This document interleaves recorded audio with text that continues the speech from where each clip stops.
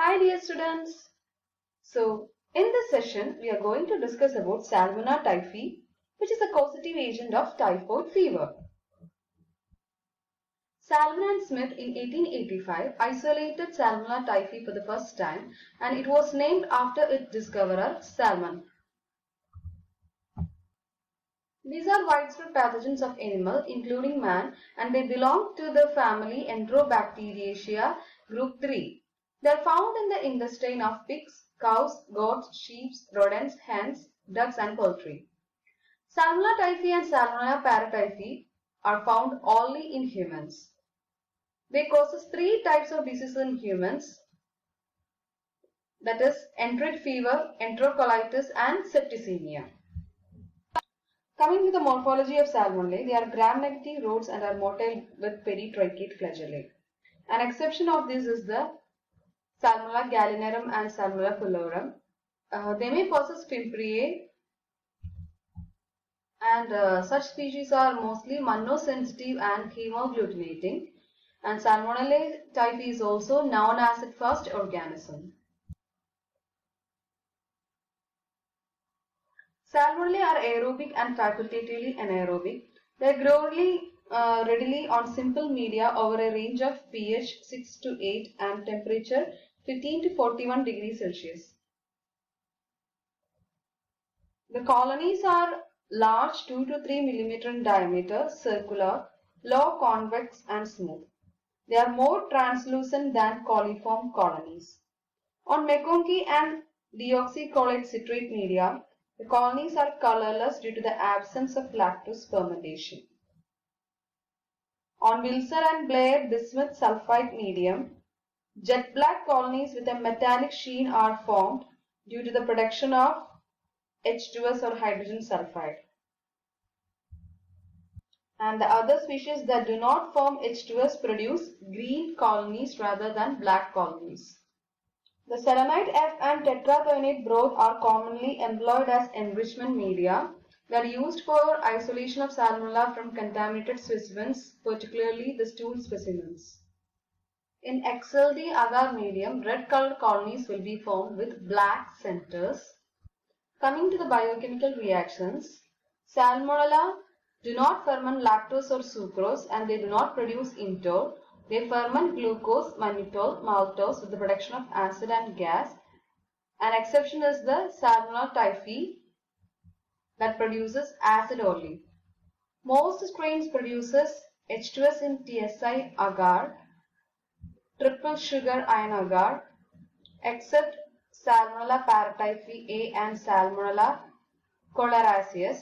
They are also methyl red positive. The bacilli are killed at 55 degrees Celsius in 1 hour or at 60 degrees Celsius in 15 minutes. Boiling or chlorination of water and pasteurization of milk also destroy the bacilli.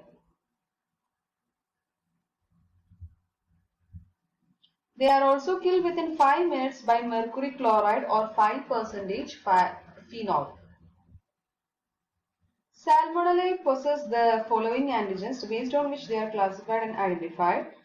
The first one is the H antigen or the flagellar antigen, then the somatic antigen or the O antigen, and a surface antigen VI, which is found in some species only.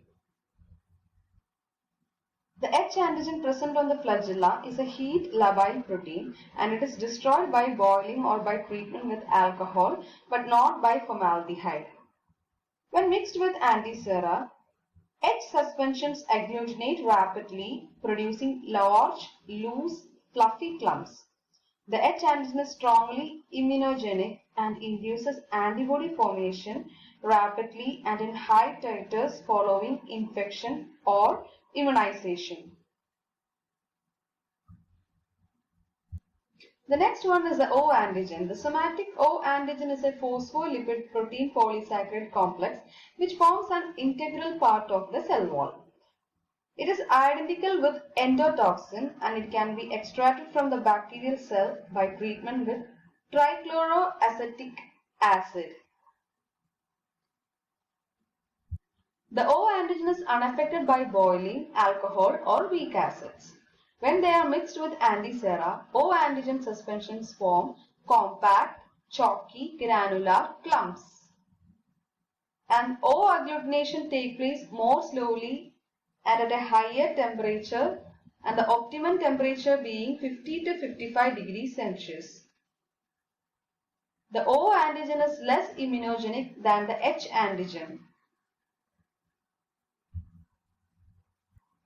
And the titer of the O antibody induced after infection or immunization is generally lower than that of the H antibody. Next is the VI antigen. Many strains of the Salmonella typhi fail to agglutinate with the O antiserum when they are freshly isolated. This is due to the presence of a surface polysaccharide antigen enveloping the O antigen.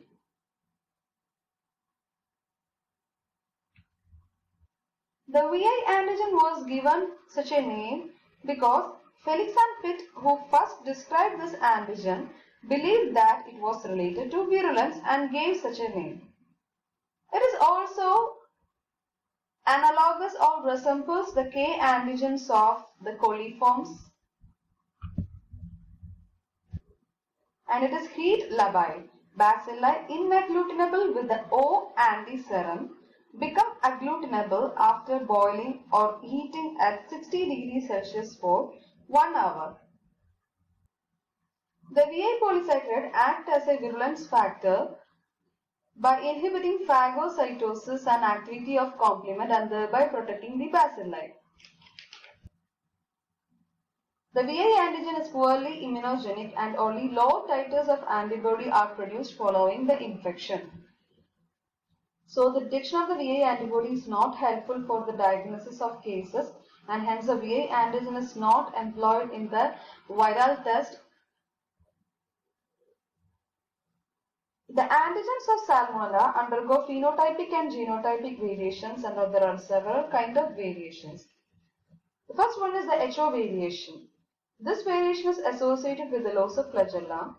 When Salmonella are grown on agar containing phenol, flagella are inhibited. This change is phenotypic and temporary, and the flagella reappear when the strain is subcultured on media without the phenol. The next type of variation is a phase variation. The flagellar antigens of most Salmonella occur in one of the two phases, that is, the flagella may exhibit one or the other of two alternative sets of antigens defined by two separate sets of antigen in the bacterial genome. Phase 1 antigens are either specific for a species or shared by a few species only. Hence, phase 1 is called the specific phase. Phase 2 antigens are widely shared, and hence phase 2 is called the non-specific or group phase. Phase 1 antigens are designated as A, B, C, D, etc. and after Z it is named as Z1, Z2, etc. But phase 2 antigens are fewer and are termed as 1, 2, 3, etc. The next kind of variation is the SR variation, that is the smooth to rough variation. It is associated with a change in the colony morphology and the loss of the O antigen and of the virulence. The colonies become large, rough and irregular. Conversion into R forms occurs by mutation. The smooth to rough variation may be prevented to some extent by maintaining the cultures on Dorset's egg media in the cold or by lyophilization. The next kind of variation is the VW variation. Fresh isolates of Salmonella typhi generally carry a surface layer of VI antigen that completely masks the O antigen. Such bacilli are agglutinable with the VI antiserum but not with the O antiserum, and these forms are called the V form. After a number of subcultures, the VI antigen is completely lost, and such cultures are inagglutinable with the VI antiserum, but it can be readily agglutinable with the O antiserum, and this form is termed as W form. Now let's see the pathogenicity of Salmonella. Salmonella are strict parasites of animals or humans. For example, Salmonella typhi, Salmonella paratyphi A, B and C. And the other salmonellas are parasitic in various animals, domestic animals, rodents, reptiles and birds. Salmonella cause the following clinical symptoms in human beings that include enteric fever, septicemia without local suppurative lesions, and gastroenteritis or food poisoning. Let's see in detail about the enteric fever. It is usually caused by Salmonella typhi and it is otherwise known as the typhoid fever.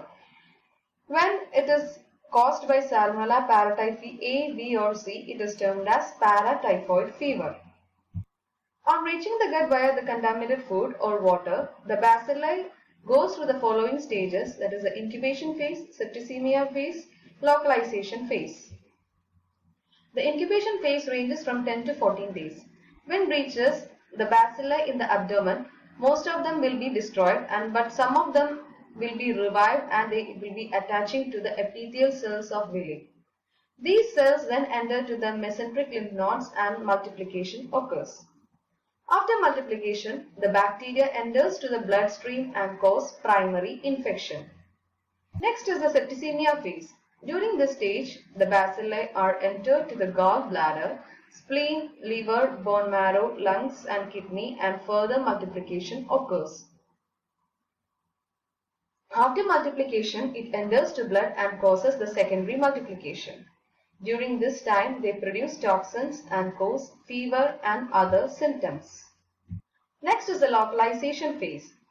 Here, some of the fully grown bacilli will be localized in the organs like liver, gallbladder, spleen and produce toxins so that the tissue becomes inflamed, undergo necrosis and results in typhoid ulcer, and this ulcer later leads to hemorrhage and perforation.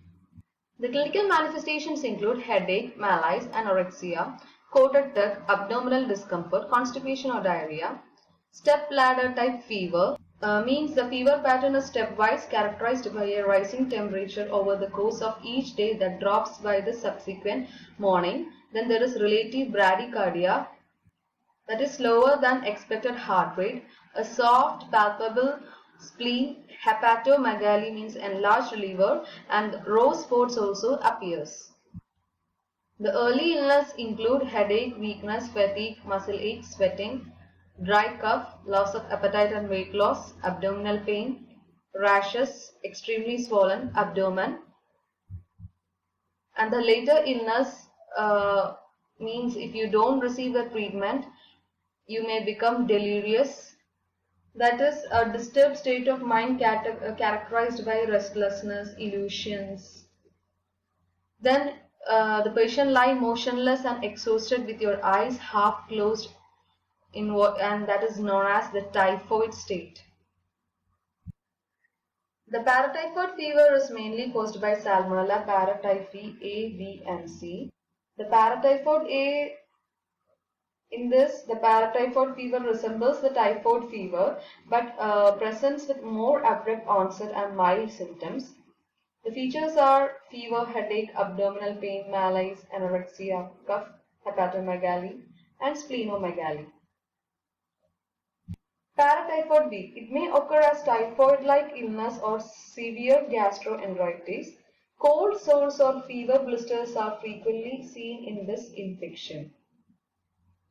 Paratyphoid C is a rare type of infection. Septicemia is caused by Salmonella paratyphi C. The infection occurs through oral route and bacilli enters to the bloodstream. Growth and multiplication occurs in different body organs and causes pneumonia and osteomyelitis, pulmonary abscess, endocarditis and meningitis.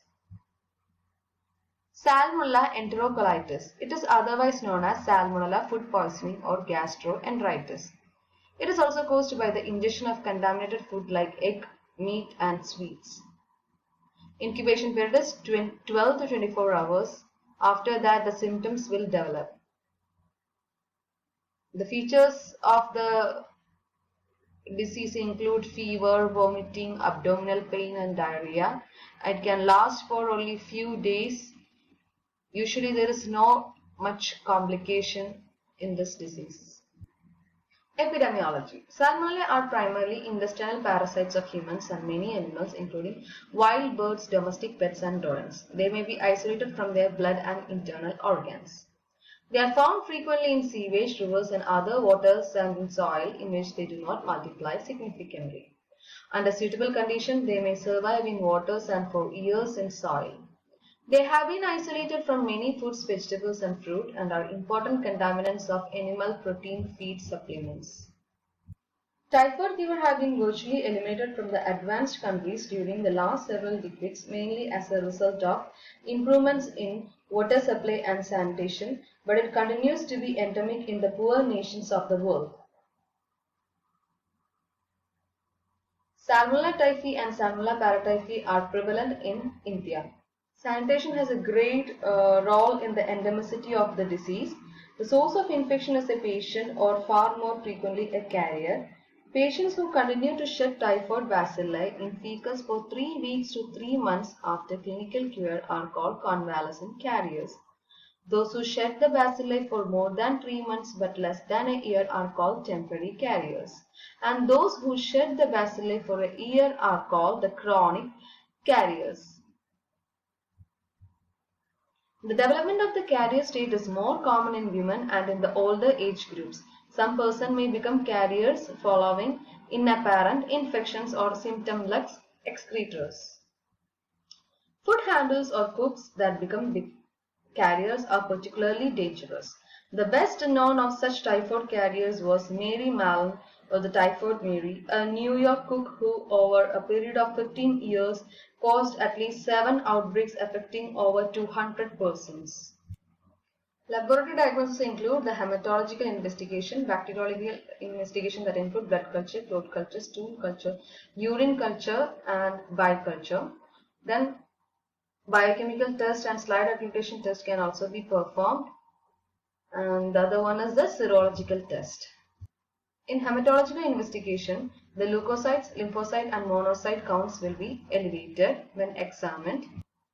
Blood should be collected in the first 10 days and during the third week, fecus during the second and third week, urine in the second week, and vomit immediately after the food poisoning. In chronic salmonellosis, it may be bone marrow rather than the blood for the specimens to be collected. When microscopy is performed, gram-negative rods are observed. Fecal specimens from patient with typhoid usually contains macrophages and may contain blood in late stage infection. Food poisoning samples may contain few pus cells and red cells. The sample should be collected in a sterile screw-capped bottle. In the case of transportation, it should be processed as soon as possible, and in case of delay, fecus should be transported in buffered glycerol saline transport medium. The fecal and rectal swab can be inoculated into the Stewart's transport media. Blood culture. The blood should be collected before starting the treatment. Blood culture is positive in 80 to 90% of the patients in first week. The culture results will get negative after 3 hours of administration of chloramphenicol. Bacteremia occurs early in the disease and the blood culture are positive in the first week, almost 90%, and second week in almost 75%, and third week in 16%, and the fourth week and later it is 25%.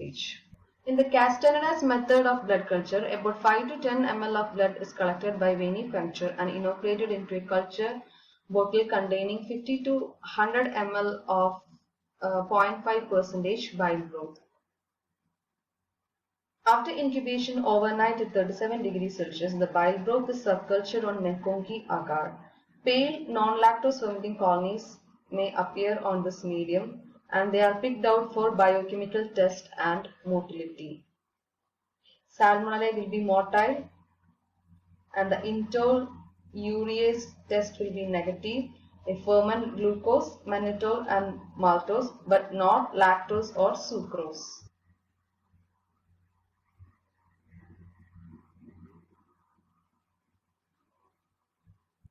The next one is a clot culture.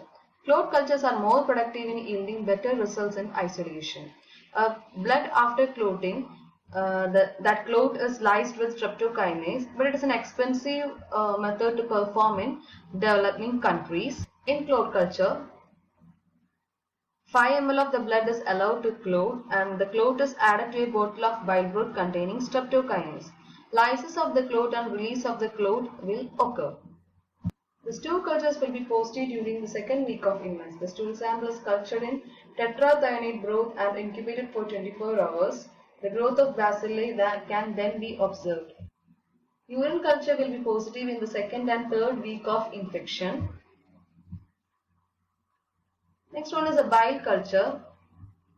It is performed to identify whether the bacilli are present in intestine or liver. The Bactec methods in isolation of Salmonella is a rapid and sensitive method in early diagnosis of enteric fever, and many microbiology diagnostic laboratories are upgrading to Bactec methods. Bactec system monitors bacterial growth by detecting radiocarbon labeled carbon dioxide produced by bacterial metabolism of radiocarbon labeled substrate in the liquid growth medium. When biochemical characters are investigated in the laboratory diagnosis, they are found to be non-lactose fermenter, motile, indole negative, MR positive, VP negative, citrate positive, and they can ferment glucose, maltose, mannose, but do not ferment lactose or sucrose. In the slide agglutination test, the organism is placed in a microscopic slide and 1 drop of antiserum is added and mixed by tilting the slide. Clumping of the bacilli will occur within few minutes and this indicates a positive test of Salmonella. Here you can see the agglutination which resembles a positive test. Commercial sera are available for the detection of A, B, C1, C2, D and E types of Salmonella. The serological tests include Vidal test and ELISA. In 1896, Vidal, a professor of pathology and internal medicine at the University of Paris, developed a procedure for diagnosing typhoid fever based on the fact that antibodies in the blood of an infected individual cause the bacteria to bind together into clumps, and this is known as the Vidal reaction. It is a test for the measurement of H and O agglutinins for typhoid and paratyphoid bacilli in the patient's sera. Two types of tubes are generally used for the test, a narrow tube with a conical bottom called the Dreyer's agglutination tube for the H agglutination and a short round bottom tube, Felix tube for the O agglutination. Equal volumes of the serodilution of the serum and the H and O antigens are mixed in Dreyer's and Felix agglutination tubes respectively, and it is incubated in a water bath at 37 degrees Celsius overnight. Control tubes containing the antigen and normal saline are set to check for the auto agglutination. The agglutination titers of the serum are read.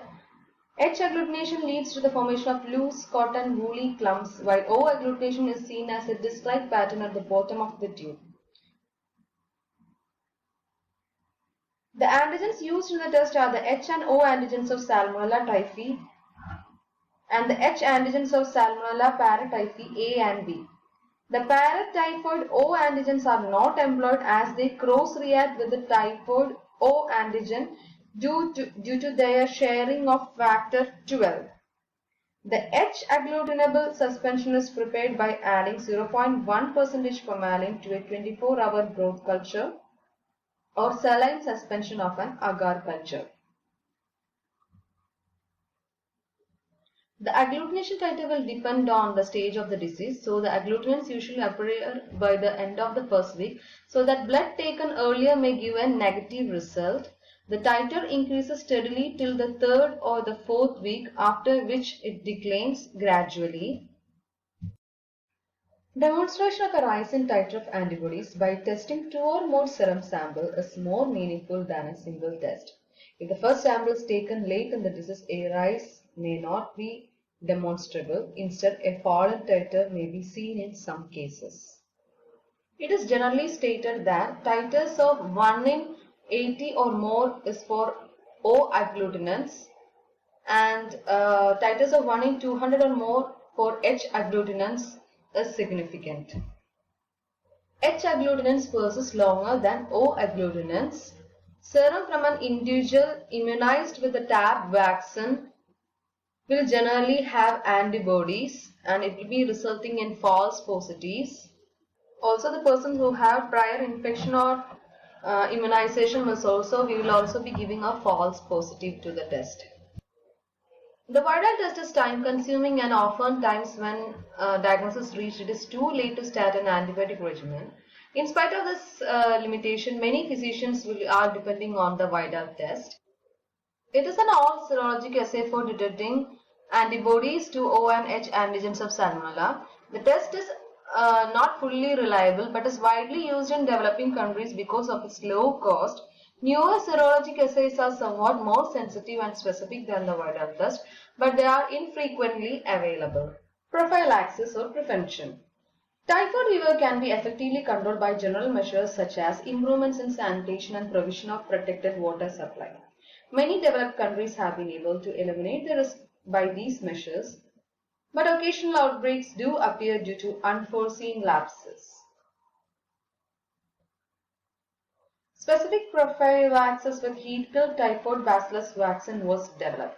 The TAB vaccine, which came into general use, contained Salmonella typhi 1000 million and Salmonella paratyphi A and B 750 million each per ml, killed by heating at 50 to 60 degrees Celsius and preserved in 0.5% phenol. The vaccine given in 2 doses of 0.5 ml subcutaneously at an interval of 4 to 6 weeks. Local and general reactions lasting for 1 or 2 days are quite frequent. Two new typhoid vaccines, one oral and the other injectable, have been introduced after successful field trials.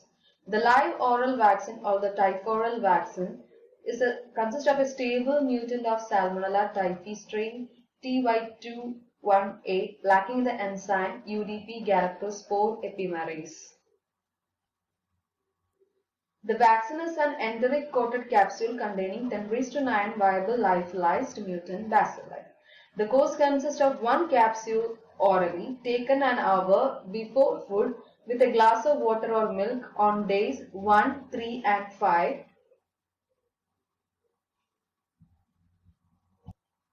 The injectable vaccine contains purified VI polysaccharide antigen from Salmonella typhi strain TY2. It is given as a single subcutaneous or intramuscular injection which causes only minimal local reaction. These are given to children greater than 5 years of age and it will give an immunity which lasts for 2 to 3 years. It is always advisable to take a booster dose.